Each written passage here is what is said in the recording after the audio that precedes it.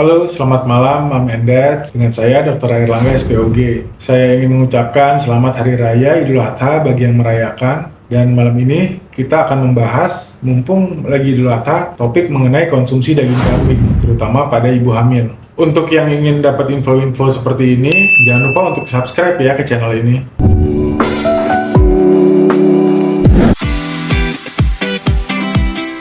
Jadi banyak mitos di masyarakat saat ini adalah mengenai konsumsi daging kambing pada saat kehamilan. Banyak yang mengatakan di masyarakat bahwa daging kambing itu bisa menyebabkan kolesterol tinggi, bisa menyebabkan darah tinggi. Benar nggak ya? Banyak penelitian-penelitian yang sudah mengatakan bahwa ternyata konsumsi dari daging kambing itu sendiri tidak menyebabkan kolesterol tinggi dan hipertensi. Daging kambingnya sendiri justru dibandingkan daging merah lainnya atau daging ayam, dia lebih rendah kolesterolnya. Jadi kalau misalkan daging kambingnya sendiri itu tidak menyebabkan peningkatan kolesterol pada yang mengkonsumsi, tapi ternyata cara pengolahannya itu yang sangat berpengaruh terhadap pada kenaikan kolesterol atau kenaikan tekanan darah pada yang mengkonsumsinya. Contohnya misalnya yang digoreng dengan minyak goreng jumlah yang banyak, atau misalkan untuk menghilangkan bau-bauannya mungkin dengan cara memberikan garam yang banyak. Nah, ternyata hal-hal ini yang akan menyebabkan peningkatan kolesterol dan hipertensi.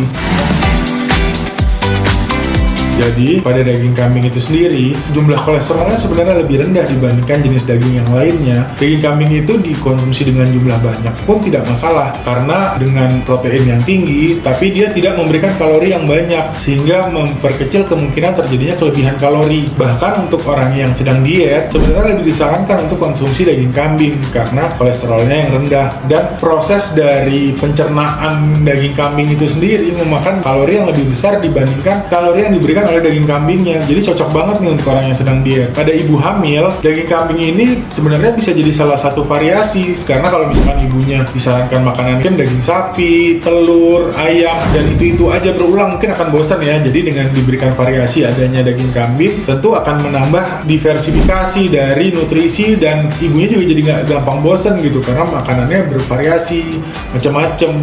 Nah, kalau dilarang kan jadinya makannya itu aja.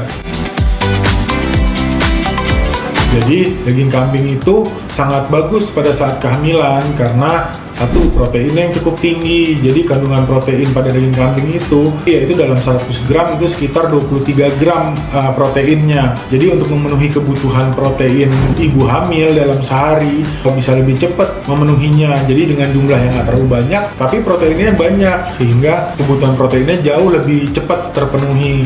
Dalam daging kambing juga selain dari protein ada juga zat besi, termasuk yang paling tinggi dibandingkan dengan daging sapi dan daging ayam. Kebutuhan zat besi ibu hamil yang mana nantinya akan menjadi pembentukan dari sel darah merah, dan artinya akan mencegah terjadinya anemia apabila zat besinya cukup. Jadi dengan konsumsi daging kambing itu bisa membantu mencegah anemia pada saat kehamilan.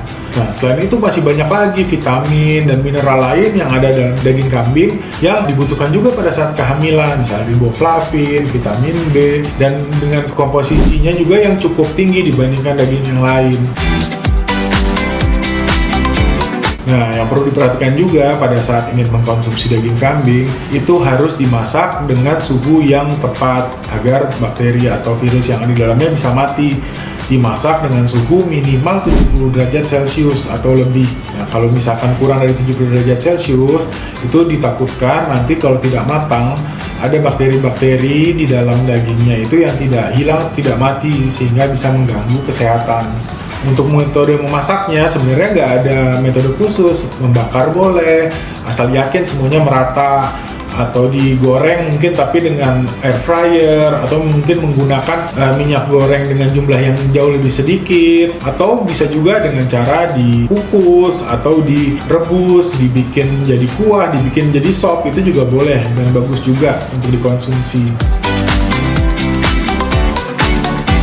Oh iya, jangan lupa kalau Mam berencana untuk mengkonsumsi daging atau terutama pada daging kambing, jangan lupa untuk makanan pendampingnya, yaitu sayur-sayuran dengan serat tinggi. Karena untuk proses pencernaannya, untuk proses penyerapan dari zat besi dan protein, itu ternyata membutuhkan serat-serat dari sayuran, dan akan sangat bagus juga apabila Mam mengurangi misalnya karbohidrat tapi menambah sayur-sayurannya, karena di dalam sayur-sayuran itu sendiri ada karbohidrat juga yang bisa menjadi sumber energi, dan akan sulit untuk terjadinya kelebihan kalori kalori apabila konsumsi karbohidratnya dari sayuran dibandingkan dari bahan yang tepung-tepungan atau dari nasi. Itu akan lebih gampang untuk terjadi kelebihan karbohidrat. Selain sayuran juga jangan lupa minum yang cukup. Jadi kalau pada ibu hamil itu selalu saya rekomendasikan minimal sehari 3 liter sehingga kebutuhan dari mam dan janinnya terpenuhi dengan konsumsi cairan sebanyak 3 liter sehari.